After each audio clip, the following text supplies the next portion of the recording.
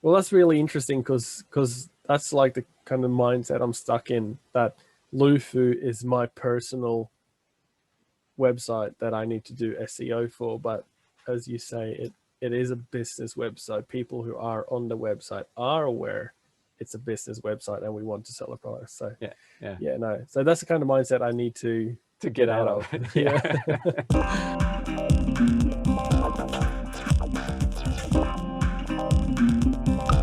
We were talking about the graphic design. We did a video a couple of weeks back, and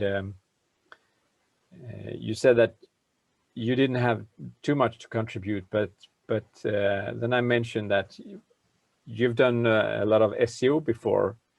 I seemed that you kind of wanted to do more of SEO and contribute that way, but then you were a bit reluctant to do SEO anyway, because it's not the same thing as you did before.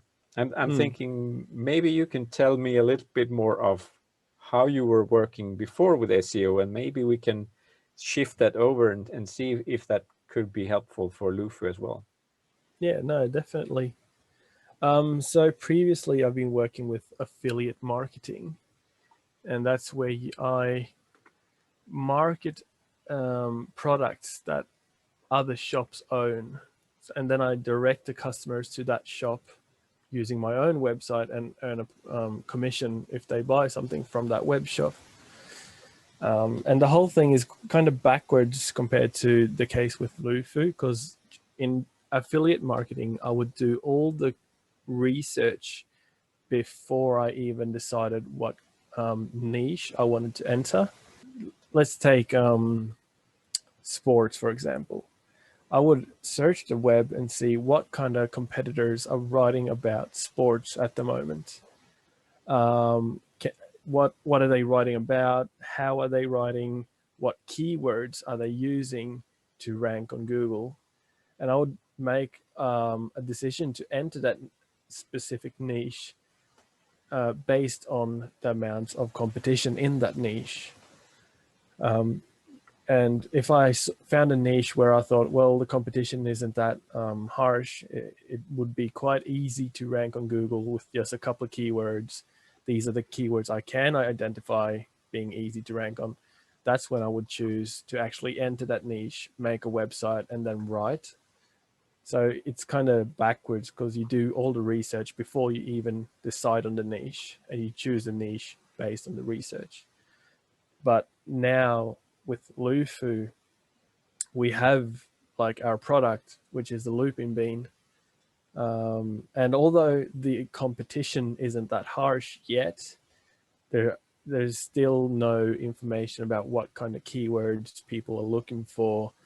What do people search for, and how can I get them to search for LuFu? How can I bring the audience to our website? So it's all kind of backwards, and that's where I'm a bit unsure, since I haven't done this before. Okay, so you did your research looking at different keywords and looked at what other people are writing to see if there's a glitch in the marketplace. Yeah. So you research basically every type of product out there, more or less. Yeah, everything much. From sports to food and toys, whatever. Yeah. And where you saw this kind of gap in the keyword search and how many people were actually writing about it today, that's where you created your own niche, your own website. But thinking about LuFu, you feel locked in, that you kind of you have this LuFu looping bean product. And yeah, the competition is what the competition is, and then you have to kind of work with that. But I'm thinking you can of course write about food, but there's a ton of things about food. You can talk about vegetarian food, but that's also a ton of things. So the question is, could you find kind of the level where you should go?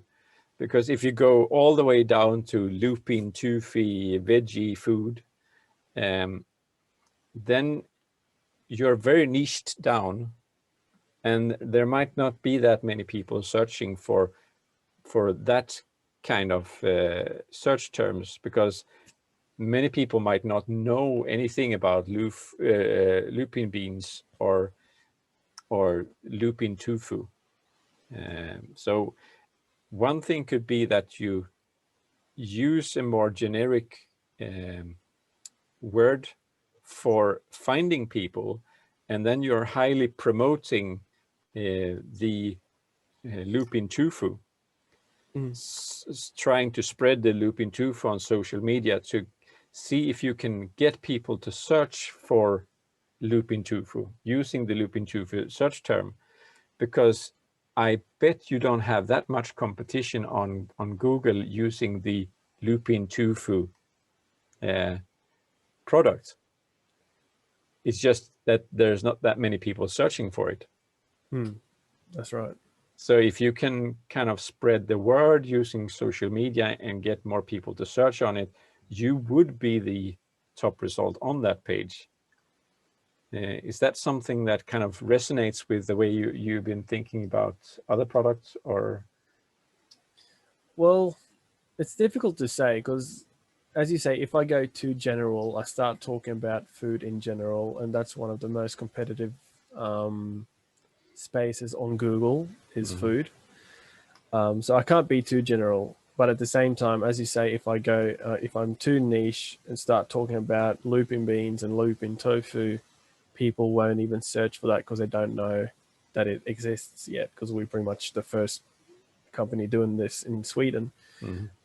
So yeah, that's where I have a problem. Like, where should I place myself, and how can I get people like searching for lupin tofu? And definitely, I've been thinking about marketing, but at the same time, if we market lupin tofu, that's already a tool that we could drive traffic to our website.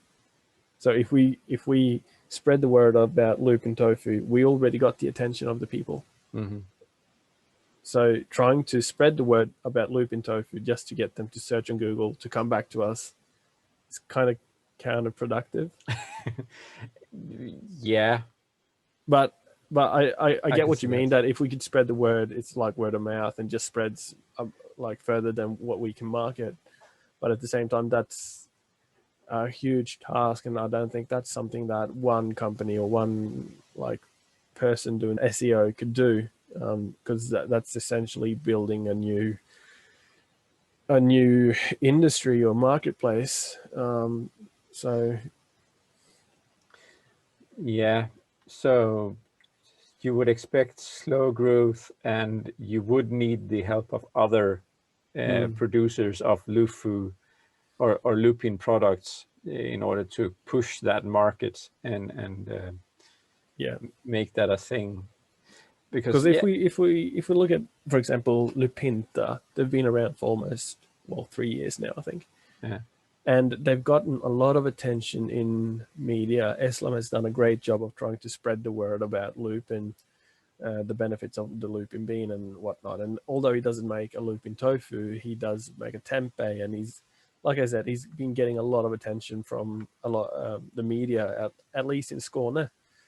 And even though he's done this, a lot of people don't even know what lupin is or lupin beans. Like if we tell people that we're making lupin bean products, they all start thinking about the venomous flower that we have in Sweden that no one likes, and we have to tell them, "Well, no, this is a different plant." So, Okay, yeah. so like it's taken Eslam 3 years to just spread the word in Skåne, and still people don't know about lupin anyway. So, Yeah.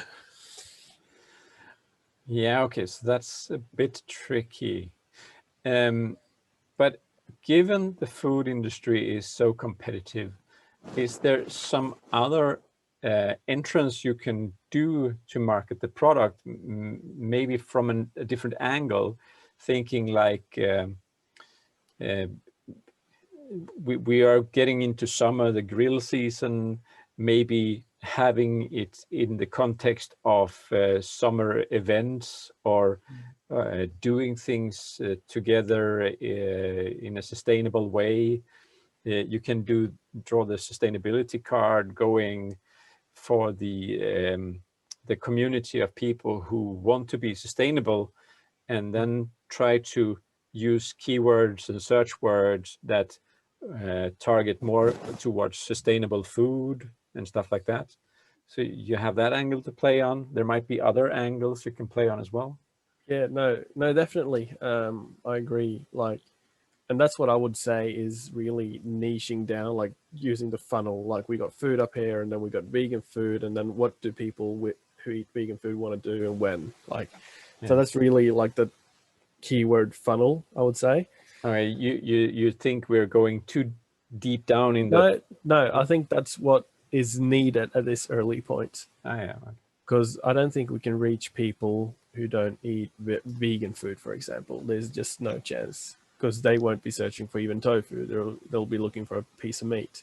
So what we need to do is niche down and really figure out what are our core customers searching for online. And that might be a vegan alternative to put on the barbecue. Mm. And that's probably the best way that we can attract visitors to our website to learn about us. But then the problem is the amount of people searching for these things it's so small. Like, there's a low volume of searches on Google. So the tools that I normally use to see if there are searches on Google for a specific term or keyword, they don't even recognize this as a volume at all. It would say 0 volume. Yeah. So you're kind of trying to make a SEO campaign based on a hunch, pretty much. Yeah. And that's where it gets difficult, because even though I know some stuff about SEO, I don't know that much about vegans and vegetarians, what they search for. I could write an article or make a page about how you cook our products on the barbecue, and it being the best alternative to meat on the barbecue, for example. And I could make the best article ever about that. But I don't know if anyone's going to read that. It can take 4 months before anyone even finds the article, because that's when Google starts making it rank on the first page. And if I write articles about a specific topic for 4 months and then I find out, oh, it didn't give any results because people are not searching for this, that's 4 months of hard work down the drain, pretty much. Yeah.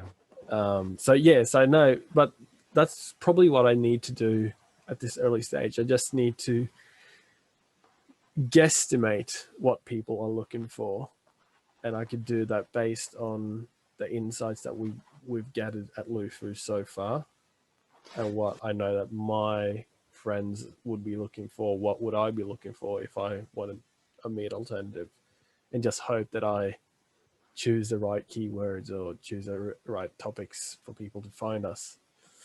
Yeah, but if you were to set a strategy to do that in an effective way, you don't want to wait 4 months. Would you then just write like 10 different articles on 10 different topics and see if any of them are ranking, and put a lot of effort into doing those?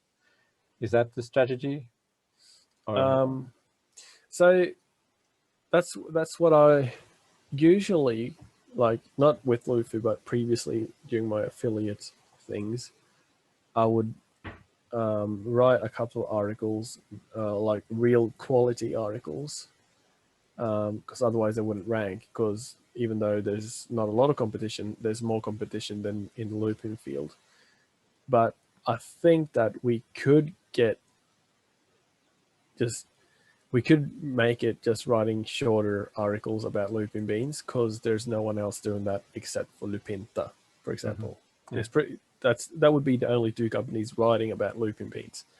So that is a positive thing, that we wouldn't have to write. You would take it as an investment, because there's a few players. So if you do it now, if the market of lupin beans grow, then you are one of the bigger ones further down the line, because you have already a track record of writing articles about lupin beans. Exactly, because it's all about building authority and trust with Google. If they think, oh, this is an authority website within the lupin bean industry, they will rank you on top. Yeah, okay. So if you can get in from the get-go and really write quality articles that people enjoy reading, you're going to be winning. So that's probably what we need to do. And I think that we don't need to write these super long articles because no one else is writing about it yet. No. So, yeah. I've heard about this other strategy to kind of tease out keywords or what to write about, and that's to use ads like Google Ads, and since you can create easily a lot of small ads that you just post some minuscule amount of money on, then you can see pretty rapidly which one are performing good, and if you want to continue using ads, of course you ramp up the volume on those ads that are working, but it can also be a very good way to tease out what you have to write about in your SEO to find the market. Yeah, no, that's a really good piece of advice, because what you do essentially is you just skip those 4 months of needing to rank on Google in order to reach people, and you see what do people want to read. Yeah, no, that makes a lot of sense actually. And then you still have the option of searching for the same thing, reading what others have written about it, and see if you can write something that is better, so you can compare what's already out there. Yeah, exactly. Because then I think you can actually, by doing that, you could probably figure out what to write about and how to write in order to get it to work well on Google with SEO as well. Yeah, no, exactly, because like if we can see that, so this ad brought 150 people to our website, and that ad was about, I don't know, so barbecue for vegans, Yeah. And then we have another ad that brought only 10 people, I don't know, Christmas food for vegans, I'm just whatever. Yeah. Then we'll definitely focus on barbecue for vegans instead of Christmas food for vegans, because it wouldn't make sense to write about Christmas food if no one's looking for it. That right now, I don't think that many would look for Christmas food for vegans. No, probably, but like it could be seasonal as well. It could be seasonal. It probably is. But I just took that as an example to show, of course, like, make my point. But no, I agree. That was a very good tip, actually. I hadn't even thought about using ads to figure out what to write about. I just see ads as a way of getting people in, and that you have to keep paying the ads to get people to keep coming in. But no, you can actually use them to figure out stuff as well. No, I'll definitely use that. Thank you very much for that great tip. Got any more? Well, putting you on the spot here. let me think. No, but can you tell me a little bit more about the process of creating these SEO sites? Because you've done platforms that refer to some products. You actually haven't sold any products. You do affiliate marketing where you get money for products that are sold. And I've seen some of these websites you get to with a clickbait title, and then you got 2,000 ads everywhere, or pages that look like web shops where you can click in and read more about the products, but when you want to buy something, you are linked over to some other web shop. Yeah, I hate those websites. like I know myself that if I click a website and I expect to find something, I want to find that thing. So if I search for best hockey stick, for example, and then I get into an affiliate website where they talk about the best hockey sticks, I expect to actually find the best hockey stick. But in a lot of cases, that's not true. No. And they might just say, oh, so these are the hockey sticks that are the best based on how much money they actually make off each hockey stick. Yeah. And I hate that, because that's so is essentially tricking people who believe in what you write, and I hate that. So what I want to do is I want to write articles that are very informative. So it could be, so this is how you make the best. This is best technique for skating. I'm sticking with the ice hockey stuff. So best technique for skating rapidly backwards, And I might write an article of what to think about when doing that. And then I can say, and this could help you achieve that. So it could be example, so these kind of skates, it might be something different about the skates that could help you go backwards. Or it could be these cones that you use for training, pretty good, like stuff like that. So I try to write informative articles and slip some affiliate links for the products that can help them achieve what they want. And so it's always, you always have to have in mind, what does the reader, why did the reader enter my website? What did they want to find out? Am I answering their question? Because if I'm just writing bullshit, the reader will just click back, go back to Google and take the next search result. And this is something that Google measures. So yeah, you might get short-term success, but in the long run, I think a good quality content will always be better than clickbait. Yeah, I think so too. If someone likes your product and reads the entire article, if you just have like these 3 questions or something in the bottom of the article, asking them to, if you like this product and would like to help us improve future products, then we'd love you to answer these 3 questions.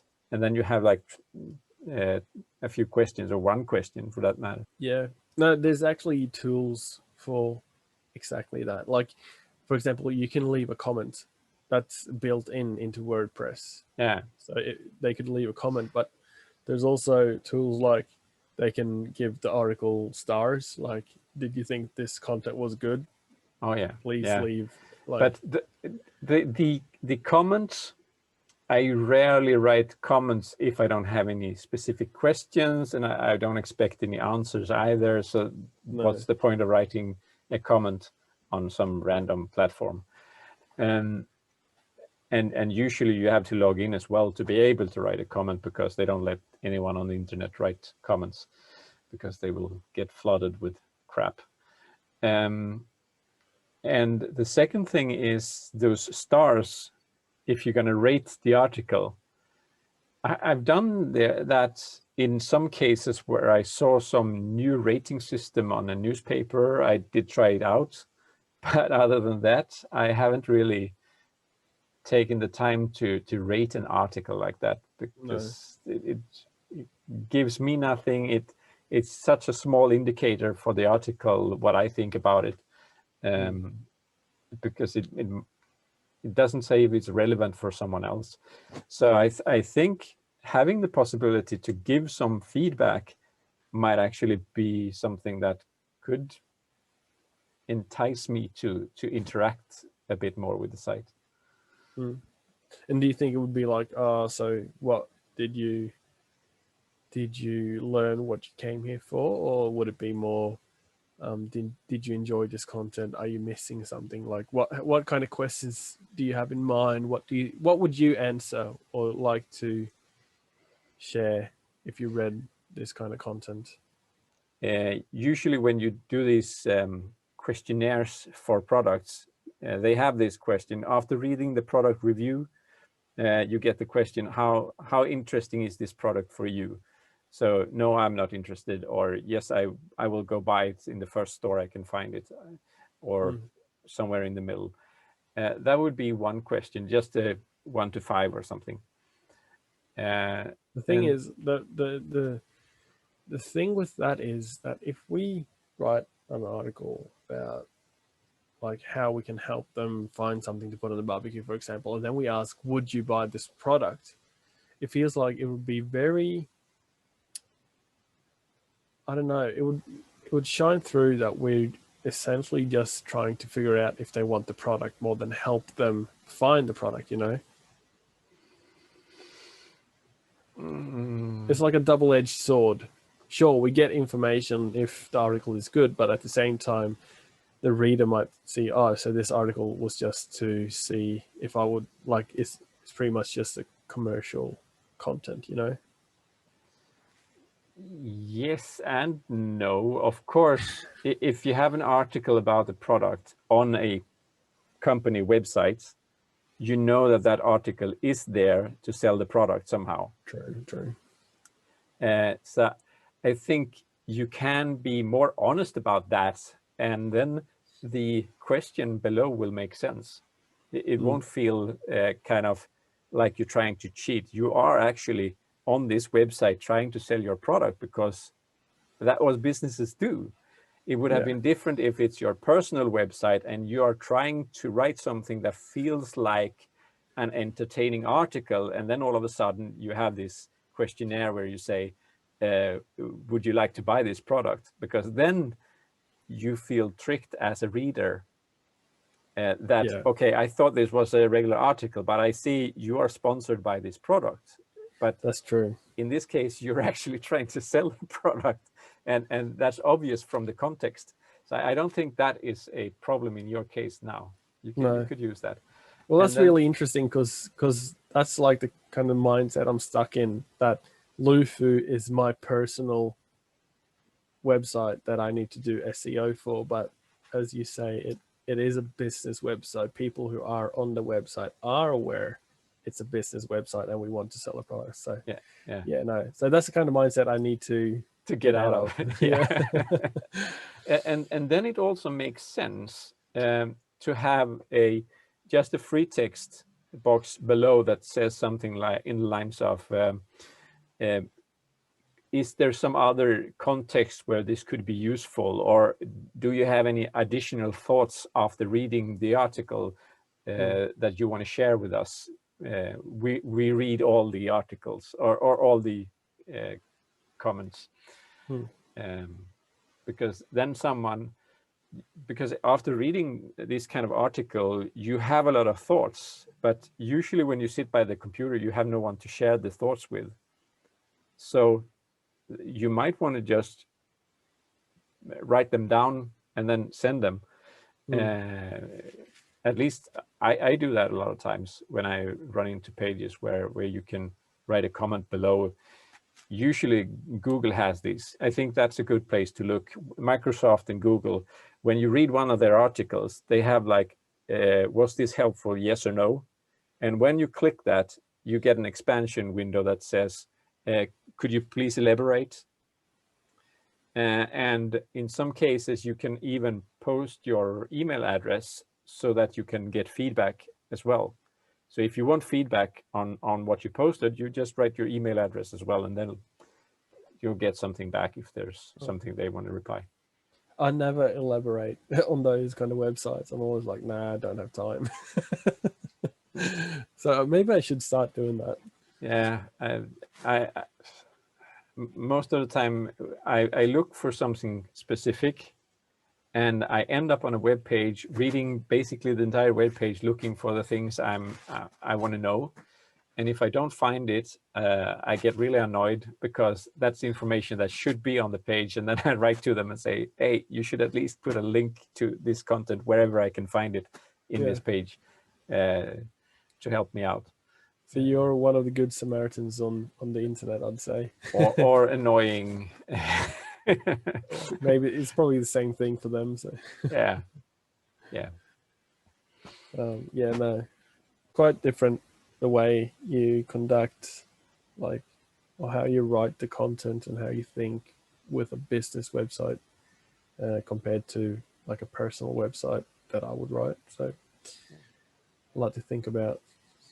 Yeah.